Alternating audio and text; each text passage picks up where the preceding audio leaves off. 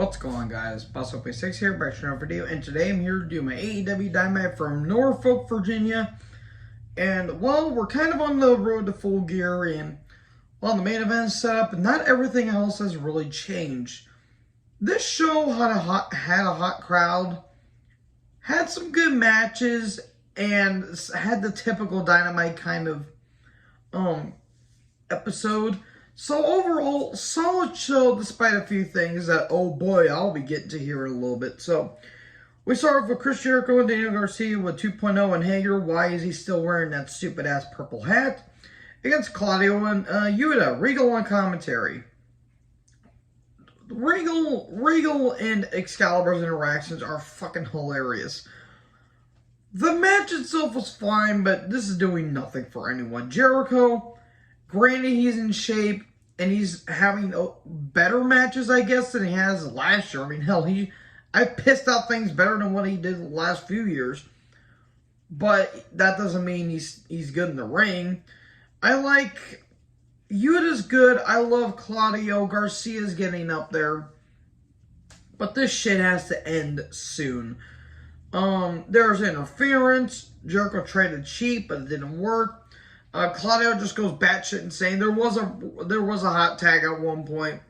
Claudio just goes insane.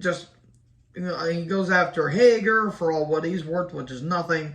He attacks 2.0. And then in the end, he hits neutralizer on Jericho. And Jericho gets pinned clean. Okay, then. Claudio and Yuta win. Okay, that shocked the hell out of me. Okay, I'm not complaining. I just figured there was going to be some bullshit interference and we're going to have a fluke finish. But no, we didn't. We got a clean finish. We're off to a good start. So Danielson and Renee are backstage. And Renee's like, well, how do you feel about what's been going on with Jericho and Garcia? And Daniel's like, you know what? I've been a little bit frustrated lately because Garcia cost me the world title match a couple weeks ago. And now I'm really fed up with it. And Yuta and Claudio show up, and Yuta's like, that's what we've been wanting, but guess what? It's already been a little too late. And they argue like an old married couple, basically. And Claudio's like, no. After you're done having your match against Sammy, Brian, we're going to have this conversation like adults. Okay, Claudio just basically played like a teacher there. Oh, good Lord. Okay, then we get an Elite video package where, oh no, they're like getting Thanos, basically, more like they're disappearing, indicating they're going to return soon. Okay, so a couple things have been coming out about the whole all-out altercation between Punk and the Bucks and Omega and all this stuff, yada yada. There's a little contributing factor that's actually starting to play a big role now. And that's CM Punk's dog, Larry. Which apparently, this is just rumors. This is rumors. Apparently, from what's being said, is that a couple of his teeth got knocked out during the altercation. And the Elite may or may not have something to do with it. If it's not true, I'll let it slide. But if they did do something, they can go fuck off for all I care. And you need to get your ass out. You either need to fire them, or you need to do something about that. Because, I'm sorry, animal abuse, there's no boundaries for that. All bets are off when it comes to animal abuse. You don't do that shit. You don't do that shit, especially to a dog. You could have taken the dog out of the situation. You could have taken the dog outside or whatever, and you're going to have to fight there. But you don't do that shit to a dog.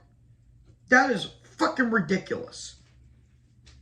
Yeah, if the Elite has something to do with it, they can go fuck off for all I care. Anyways, I'm off my soapbox now. Tony and Jericho Appreciation Society backstage. And Jericho is fed up with it, and he's pissed off. He wants an open challenge next week to anyone. I don't know who it's going to be, in all honesty. It could... I want to guess, because he attacked him last week, I want to say Jerry Lynn, but I don't know if Jerry's going to be able to compete. So, who else is there? I mean, Xavier, sadly, is no longer with us. Joe's the TNT champion, or he's the TV champion. Lethal's feuding with Darby. Cody's not in the company. Probably Daniels? I want to say Daniels, but at the same time, I don't know, because Daniels versus Jericho will sound like a good idea on paper, but Daniels is really starting to slow down in his career, which is very unfortunate, because Daniels is one of the best in the ring in the past 20 years, I want to say. So who knows? It's an open challenge next week. And I want to say great mic quality throughout this entire thing. Seriously, it sounded like they were recording it in a fucking dumpster. That's how bad the... Like, it sounded like you couldn't hear what they were saying because the audio wasn't turned up all the way. And it was shit. It was hilarious. So then we get a number one contenders match. Swerve in Our Glory versus FTR. Good shit. Really good shit. The Gun Club were in the crowd. And the Acclaimed and Billy Gunn came out to a huge pop. And they were just sitting on stage observing. Good shit. Really good shit. This was a really damn good match. I would not mind another match between these two, in all honesty. I'm not going to go through every move here, but this was some really good stuff. At one point, Swerve accidentally slipped off the rope. Off the second rope. These things happen, but they managed to recover well. And almost towards the end of the match, there was a big superplex on the Keith Lee, and then Cash splashed Lee, but he splashed on his back and on his stomach because Lee was kind of selling it, so that looked a little awkward, but everything looked okay. And then they kept trying to hit the big rig on the big guy, but they couldn't, and then they ultimately did, and that got a huge pop. 1, 2, oh no, Dax gets pulled out by Swerve.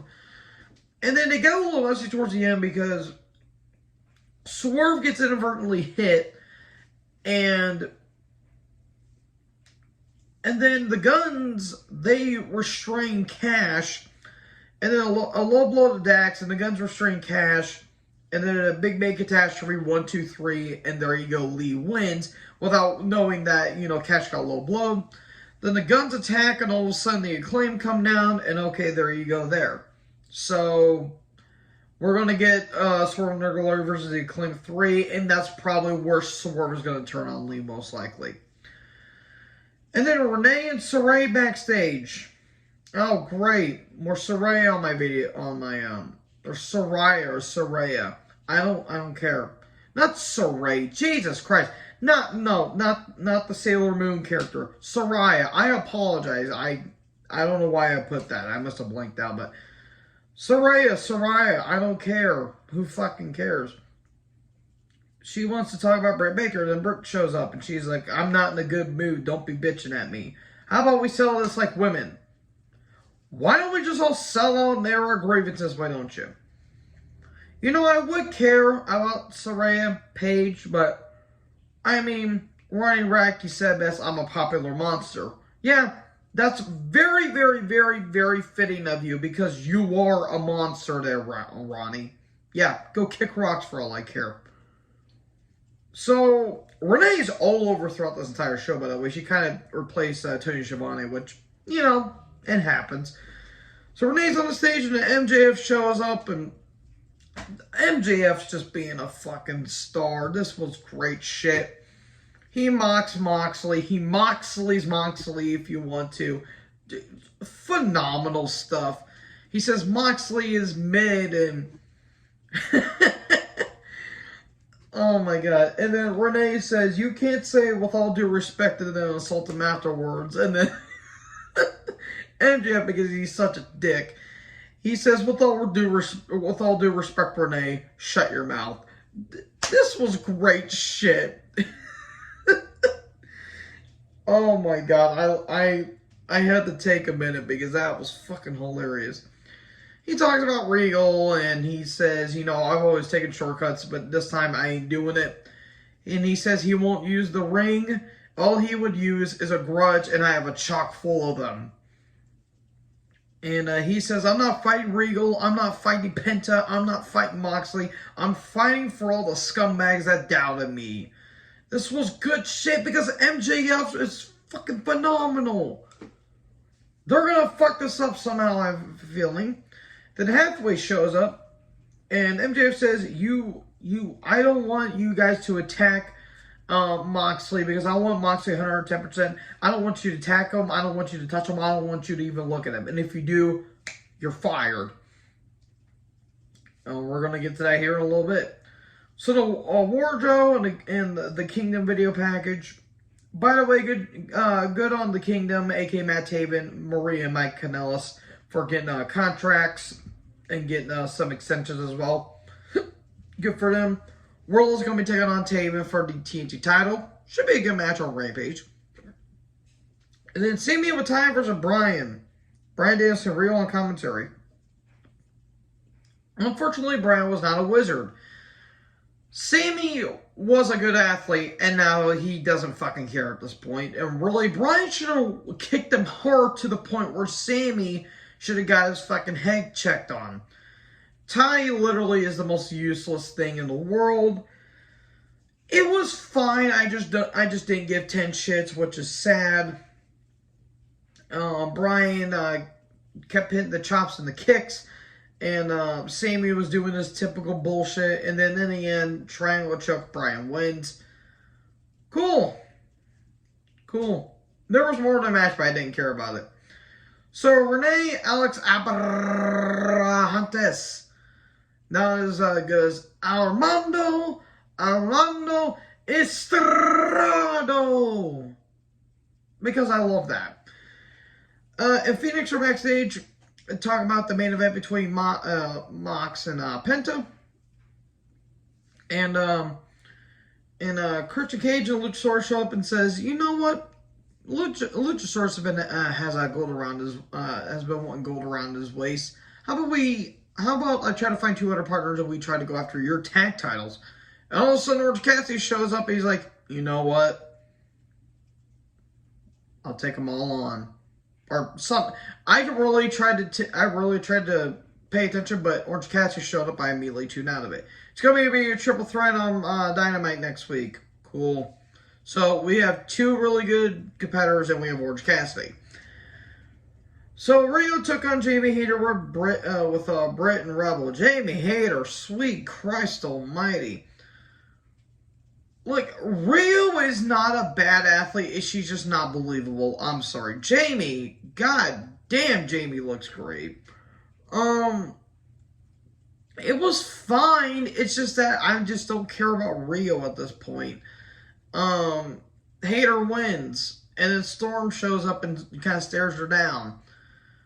They need to push Jamie. I'm sorry. I think that Jamie's going to go after the Women's Championship at some point. And Eddie Kingston and Renee are backstage. This was awkward. I don't know what this was. Apparently, Kingston did something on Rampage, which I didn't see because I don't pay attention to Rampage. And he says, well, why don't we talk about Mox and Penta? You know, they're both good guys, but just don't piss me off. Everyone don't piss me off. Okay. Again, I'll probably need context, but this was very awkward. This was very weird. So we get a Rampage Dynamite card rundown. We get a Darby video package. He's been saying where Sting is at this entire time. We haven't seen Sting since that Tornado no DQ match between Sting and Darby against Brody and Buddy Matthews, where Sting literally got cut badly. Oh my god, the bumps in the match were bad. Especially Julia. My god, I hope Julia is doing okay. Apparently she is. She and Lee Johnson are engaged. Good for them. Good for them. But Darby's saying, well, you know, Sting had to go to a dark place, and I had to make him come out of retirement and prove that he still got it and all that stuff. And then Lethal and the Big Toe Motherfucker, a.k.a. Saddam Singh, they're backstage, and Lethal says, you know, this time I'm going to get my revenge, basically, and Dutt says I'm in a pissed off mood. I love Sanjay, but he's very over the top, and it's very distracting. So we get to the main event. Penta with Alex Abrahantes took on Jon Moxley for the AEW World Title. This sounded like a really good match on paper. What we got was fine. I don't know if it was the style clashes between these two. It was a good match, don't get me wrong, but I felt like it could have been better.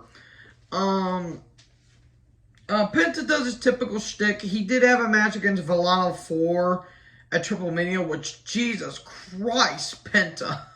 he looked like something out of a Mortal Kombat fatality move. Because that's how bad it was. That's how bloody it was. There was an arm breaker at one point. There was a brutal DDT on the steps. Ouch, that looked like that hurt. King Kong Larry, but a kick out. We get a Fear Factor package pile driver, but a kick out. Paradigm Shift, and then our Death Rider, 1, 2, 3, Moxley wins. It was a good match, don't get me wrong. I just felt like it could have been better. And then the firm attacked Moxley, mainly Morrissey, and then the Guns, Ethan Page, and Moriarty attack. And the Blackpool Combat Club, they were locked in a room, and one of the security guards and Alex Marvez is trying to, unlock the door, but it's all locked. And then Mox tries to fight back, but to no avail. And all of a sudden, MJF shows up, and he's wondering what's all this about. And he fires Stokely, and then the firm attack MJF. What? Oh no! Ego's Edge. MJF still tries to fight back, chokeslam through a table, and there you go. This has got to be a ruse. There's no way that this is not going to be a ruse, because you can never trust a devil. So either they're going to find a way to fuck over Moxley, or they're legit going to have the firm turn on MJF, which I don't believe that. I don't believe that happening. So overall, this was a probably solid episode of AEW. So let me know in the comments below what you guys thought about the show. Make sure you guys like, comment, subscribe, tap the little bell for more notifications. Join the herd. Talk in the next video. Peace out.